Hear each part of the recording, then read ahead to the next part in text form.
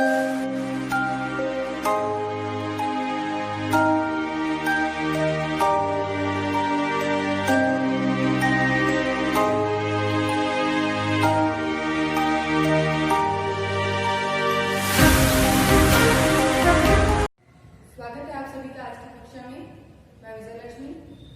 9वीं के नवीन पाठ्यक्रमानुसार आज हम राजनीति विज्ञान के पहले अध्याय लोकतंत्र क्यों पर चर्चा करते हैं। लोकतंत्र नाम सुनते ही जैसे कि हम सभी जान जाते हैं कि लोक यानी जनता और तंत्र यानी जनता के द्वारा चलने वाली व्यवस्था या शासन। लेकिन इस पाठ के अंतर्गत हम लोकतंत्र के बारे में बहुत न्यूनतम आवश्यकताओं से उसके बड़े रुख की ओर बढ़ेंगे।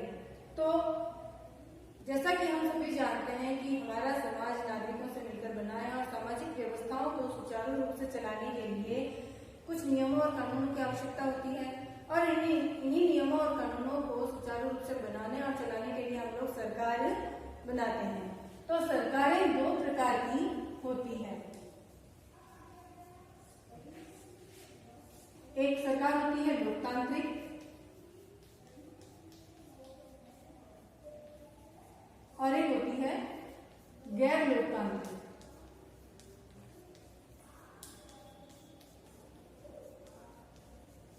अब इन दोनों में अंतर क्या होता है कि लोकतांत्रिक सरकार में जो शासक या सत्ता का प्रतिनिधित्व करने वाला वर्ग होता है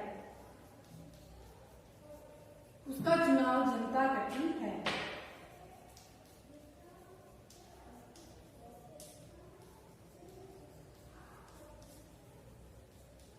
और गैर लोकतांत्रिक में कोई जरूरी नहीं है कि शासक वर्ग जनता के द्वारा चुना गया हो। इसमें शासक वर्ग का चुनाव जनता द्वारा नहीं किया जाता है।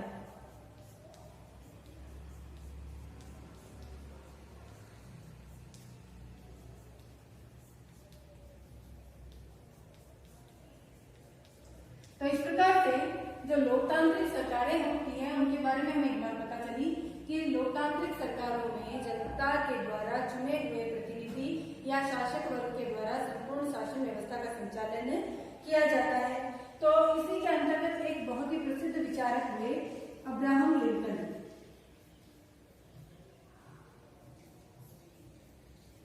इनकी परिभाषा आती है कि जनता के द्वारा जनता के लिए, तीन ही वर्ड है इसमें, जनता के द्वारा जनता के लिए शासन लोकतंत्र कहलाता है। अब यहाँ पर आप चाहें तो जनता की जगह लोग भी लिख सकते हैं, लोगों के द्वारा लोगों के लिए शासन। हमारी पाठ्य पुस्तक में लोक शब्द का इस्तेमाल किया गया है, इसलिए हम इसको लोक के नाम से ही लर्न कर लेते हैं।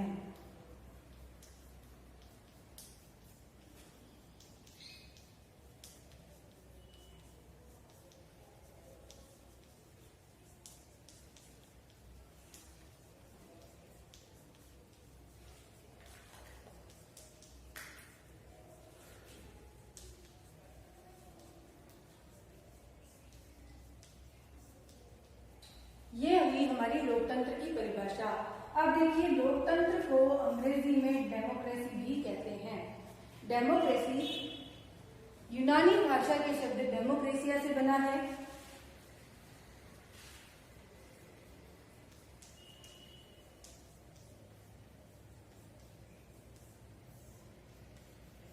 ये यूनानी भाषा का शब्द है।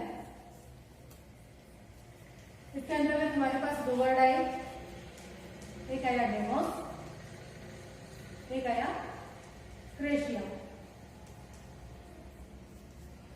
डेमोस का मतलब होता है जनता और क्रेशिया का मतलब हो गया शासन, यानी जनता का शासन। तो डेमोक्रेसी का अर्थ भी क्या हुआ?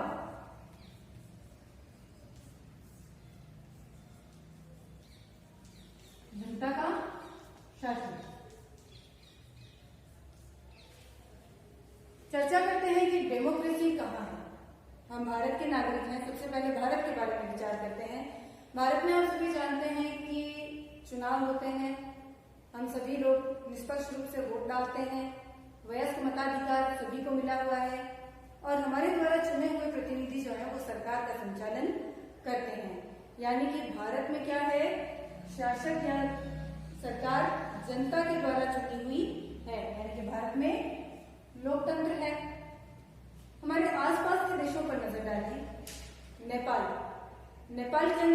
राजा का चुनाव नहीं होता है, वह वंशानुगत होता है, राजा का पुत्र उत्तराधिकारी है, वह राजा बन जाएगा। तो नेपाल में क्या है? राजतंत्र। भारत में लोकतंत्र है और नेपाल में राजतंत्र। इसी प्रकार हम म्यांमार की बात करें तो वहां पर सैनिक वर्ग का शासन है, यानी कि देश के विभिन्न आसपास के देशों में अलग अलग व्यवस्थाएं देखने को मिलती है। भारत के अंदर लोकतंत्र, नेपाल में राजतंत्र और हमारे पड़ोसी देश म्यांमार में सैनिक तंत्र। आगे चर्चा करते हैं कि लोकतांत्रिक सरकार के गठन के लिए क्या क्या चीजें होना जरूरी है।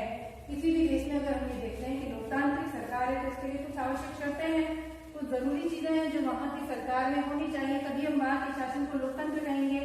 तो हम चर्चा करते हैं लोकतंत्र के लिए आवश्यक विशेषताएं।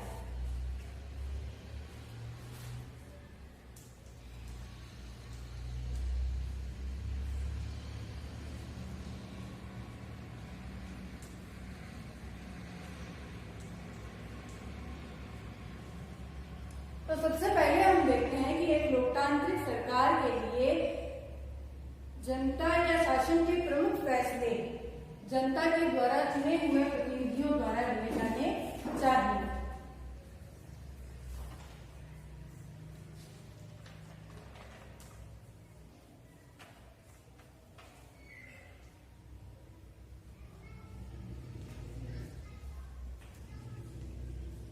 जनता के प्रतिनिधियों द्वारा।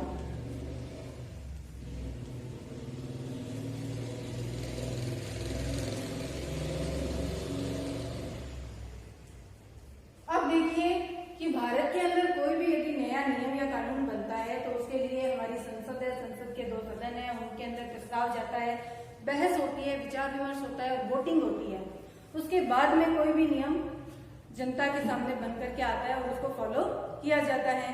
लेकिन कई ऐसे देश हैं जहां पर इस नियम को लागू पूरी तरह से नहीं किया जाता। उदाहरण के लिए हम देखते हैं कि 1999 में हमारा पड़ोसी देश पाकिस्तान, यहाँ के कि 1999 में पाकिस्तान में जो सैनिक अधिकारी थे जनरल परवेज मुशर्रफ,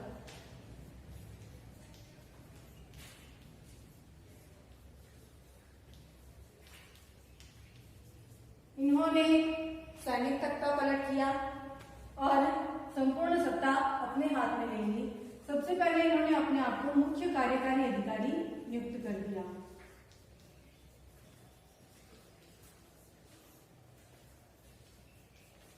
और फिर उसके बाद इन्होंने खुद को राष्ट्रपति भी घोषित कर दिया।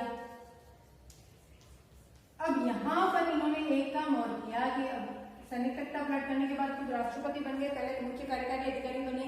उसके बाद इन्होंने 2000 के अंदर जनमत संग्रह करवाया और अपना कार्यकाल 5 वर्ष के लिए बढ़ा लिया। 5 वर्ष कार्यकाल बढ़ाया। उस समय इनके ऊपर मीडिया ने काफी सारे आरोप लगाए कि इन्होंने जो जनमत संग्रह करवाया है उसके अंदर बहुत सारा भ्रष्टाचार किया गया है, जनता को निष्पक्ष चुनाव करने का कोई अधिकार प्राप्त नहीं रहा है। भ्रष्टाचार और धांधली के आरोपों के बाद भी इन्हीं जनरल परवेज मुशर्रफ ने 2002 में एक लीगल फ्रेमवर्क ऑर्डर निकाला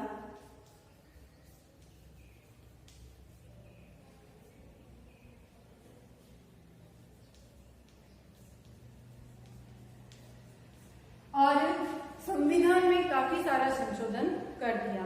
संविधान में संशोधन का इनका उद्देश्य ये था कि ये परिवर्तन कर रहे थे कि राष्ट्रपति यदि चाहे तो प्रांतीय और राष्ट्रीय विधानसभाओं को भंग कर सकता है और जब चाहे चुनाव करवा सकता है।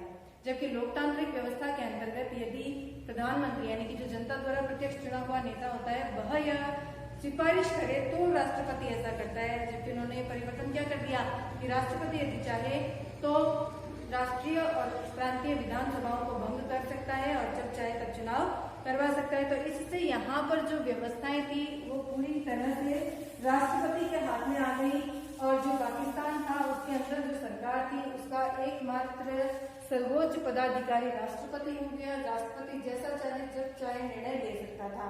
तो अब यहाँ पर प्रश्न उठता है कि क्या पाकिस्तान में लोकतांत्रिक सरकार थी?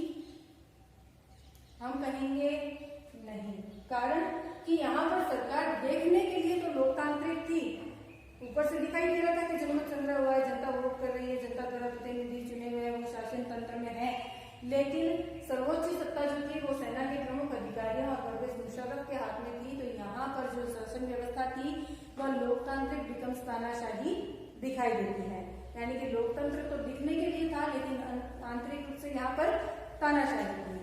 फिर आता है कि लोकतांत्रिक सरकार के लिए दूसरी जो एक महत्वपूर्ण आवश्यकता है वह स्वतंत्र और निष्पक्ष चुनाव होने चाहिए।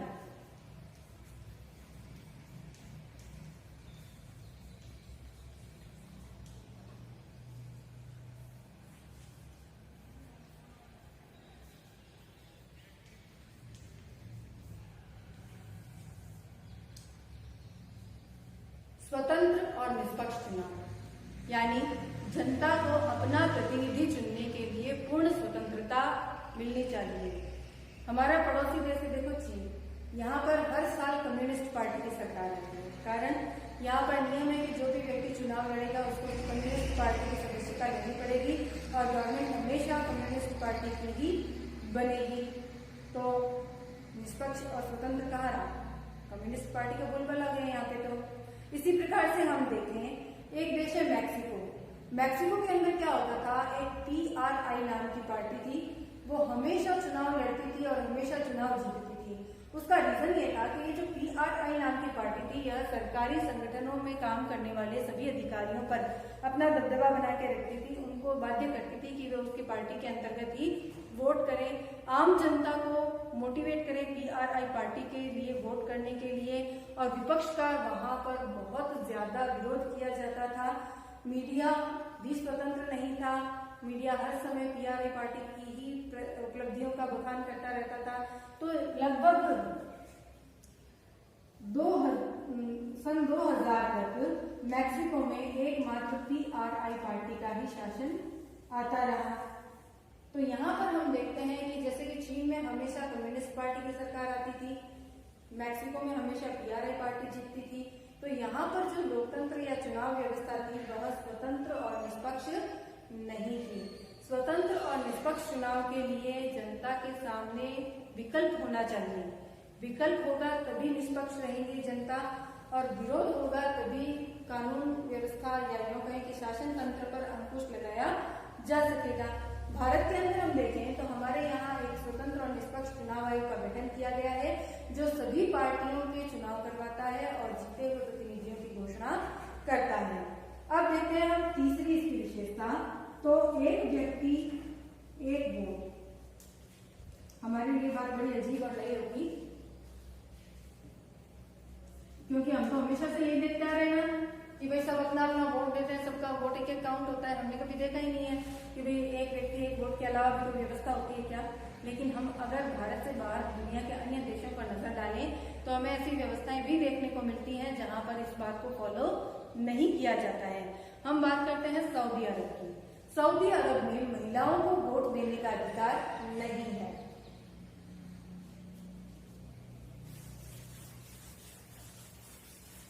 सऊदी अरब के अंतर्गत महिलाओं को वोट देने का अधिकार नहीं है। उसके अलावा एक और अन्य देश की बात आती है, वो आता है एंटोनियो।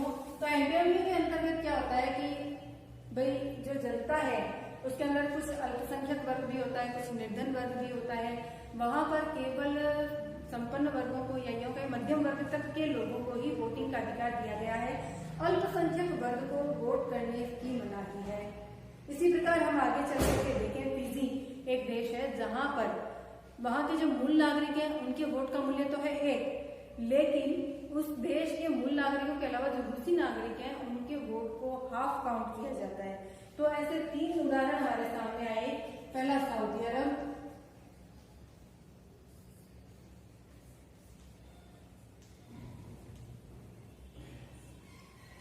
दूसरा एंटोनियो और तीसरा फिजी, जहां पर एक व्यक्ति एक वोट का नियम फॉलो नहीं किया जाता, जबकि हमारे यहाँ प्रत्येक व्यक्ति को वोट देने का अधिकार है। उनके साथ आर्थिक और सामाजिक रूप से किसी भी प्रकार का कोई भेदभाव नहीं किया जाता है और साथ ही साथ सभी व्यक्ति अपना वोट निष्पक्ष और स्वतंत्र रूप से दे सकते हैं। उनके मत की गणना एक व्यक्ति के साथ एक वोट के रूप में ही होती है। एक और जो अनिवार्य आवश्यकता आती है लोकतंत्र के लिए वह है कि कानून या फिर न्याय व्यवस्था का स्वतंत्र होना या कहें कानून का राज होना, और जहाँ पर मनुष्य के मूल अधिकारों की रक्षा हो सके, सम्मान हो सके। तो अगला हमारा पॉइंट आता है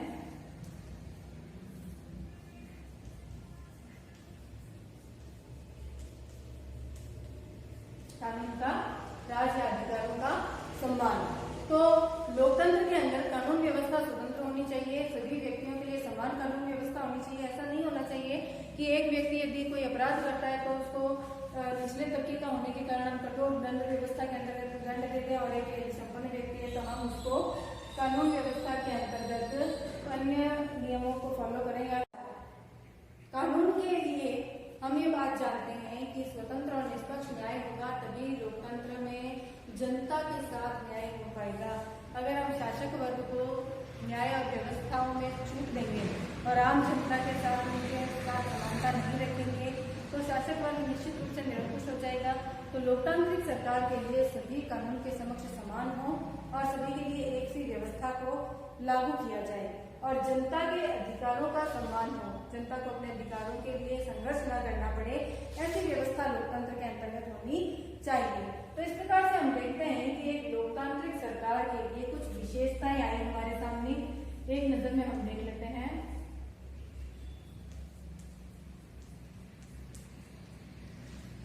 लोकतंत्र के अंतर्गत सबसे पहली व्यवस्था थी वह थी जनता के द्वारा चुने हुए प्रतिनिधि।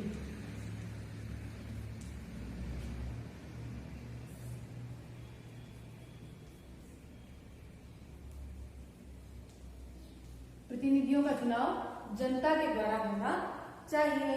दूसरी हमारी व्यवस्था आती है इसके अंतर्गत कि निष्पक्ष और स्वतंत्र चुनाव होना चाहिए, यानी जो चुनाव हो रहा है वह भी कैसा हो, निष्पक्ष हो। कोई पक्षपातपूर्ण चुनाव करवा रहे हैं, जैसे परवेज मुशर्रफ ने करवा लिया, तो वो एक लोकतांत्रिक सरकार का उदाहरण नहीं बन सकता, वो एक तानाशाह सरकार का उदाहरण बनेगा।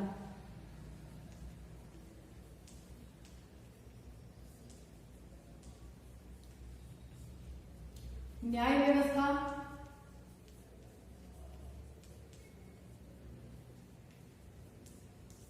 स्वतंत्र होनी चाहिए, क्योंकि अगर न्याय सबको बराबर नहीं मिल रहा है तो लोकतंत्र फिर किस बात का है। सबके लिए समान न्याय, समान अवसर होने चाहिए। यह हमारी लोकतांत्रिक सरकार का महत्वपूर्ण आवश्यक अंग है। फिर आता है कि हमारे समान अधिकार और समान अवसर सभी के लिए।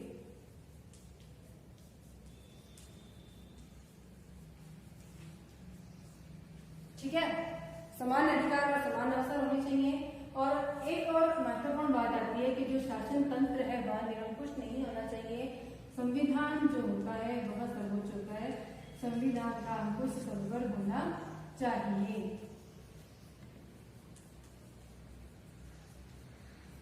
लोकतंत्र में संविधान ही सबसे महत्वपूर्ण अंग होता है। संविधान के अनुसार ही सभी व्यक्ति अपने अपने कार्य को पूरा करते हैं, चाहे फिर वो शासक हो, चाहे वो आम जनता हो।